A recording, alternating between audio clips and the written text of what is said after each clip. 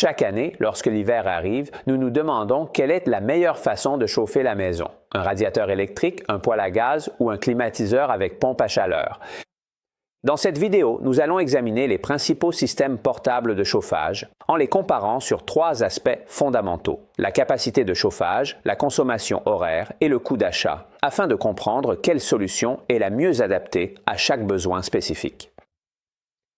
Dans notre comparaison, nous avons pris en compte différents produits: poêle halogène, à quartz, radiateur soufflant, convecteur, plaque chauffante, radiateur à bain d'huile, poêles à gaz aussi bien à infrarouge qu'à catalyse ou au méthane, ainsi que les climatiseurs avec pompe à chaleur. Pour chacun d'eux, nous avons évalué la puissance en kW, le volume maximal chauffé, la consommation et le coût horaire. Les coûts sont calculés à titre indicatif. Pour les produits électriques, nous avons considéré 30 centimes par kilowattheure. Pour les poêles à gaz, une bonbonne de 15 kg à 20, 2 € et pour le méthane, 85 centimes par mètre cube. Évidemment, ces valeurs sont indicatives et peuvent varier en fonction du fournisseur, de la région et de la période de l'année. Pour comparer les différents systèmes de chauffage, nous utilisons un tableau qui présente les principales données techniques des produits. Comme nous pouvons le voir, la première colonne indique le type de poêle, la deuxième colonne, la puissance en kilowatts, la troisième, le volume chauffé en mètres cubes, la quatrième, la consommation maximale et enfin la cinquième, le coût horaire supporté pendant le fonctionnement. En ce qui concerne la consommation indiquée, il faut préciser qu'elle se réfère à la puissance maximale du poêle et au maximum atteignable en le considérant toujours allumé.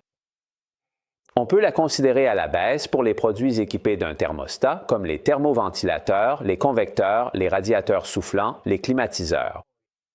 Pour ces appareils, la consommation effective diminue lorsque la température réglée est atteinte.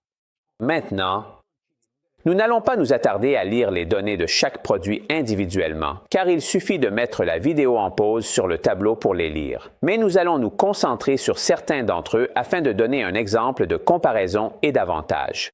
Par exemple, nous voyons qu'un radiateur halogène, considéré parmi les plus économiques, a une puissance de 1,2 kW. Elle chauffe environ 40 mètres cubes et consomme 1200 watts, ce qui équivaut à 36 centimes de l'heure. Le chauffage à gaz infrarouge, en revanche, a une puissance de 4,2 kW, couvre 130 mètres cubes et coûte 44,7 centimes de l'heure. Enfin, un climatiseur avec pompe à chaleur de 2,5 kW chauffe 90 mètres cubes avec une consommation de seulement 27 centimes de l'heure. Si l'on analyse les données et que l'on rapporte le coût horaire au volume chauffé, il en ressort que le radiateur halogène est le moins avantageux, avec presque 1 centime de consommation par heure et par mètre cube. Le chauffage à gaz est en revanche 3 fois plus efficace pour chauffer le volume, tandis que la pompe à chaleur reste la solution la plus économique par mètre cube. Cube chauffé.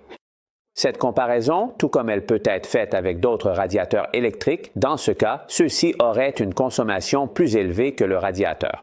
L'halogène nous amène à conclure que, du point de vue de la consommation, le produit le plus avantageux est le climatiseur. Cependant, dans le choix, il faut également prendre en compte le coût initial et les temps d'utilisation. Pour avoir une idée du coût, on peut dire qu'un radiateur électrique varie de 10 à 15 € en ce qui concerne le modèle halogène. Entre 60 et 90 € pour les radiateurs, ainsi que pour les thermoconvecteurs ou les convecteurs. Les chauffages à gaz coûtent en moyenne entre 90 et 120 €, tandis qu'un climatiseur coûte entre 200 et 400 €, auxquels il faut ajouter les frais d'installation. En définitive, donc, quel produit vaut-il mieux choisir pour le chauffage? Un radiateur électrique est un choix avantageux pour le prix initial, mais certainement pas pour la consommation. Cependant, s'il n'est pas utilisé pendant de longues périodes et dans des pièces pas très grandes, cela peut être un bon choix. Pour des espaces plus grands et une consommation équilibrée, le chauffage à gaz est en revanche le choix recommandé. Pour une utilisation sur de longues périodes et de nombreuses heures par jour, en revanche, le climatiseur avec pompe à chaleur est le plus efficace, bien qu'il nécessite un investissement initial plus élevé. De plus, il devient le choix le plus recommandé, surtout si on l'utilise également en été.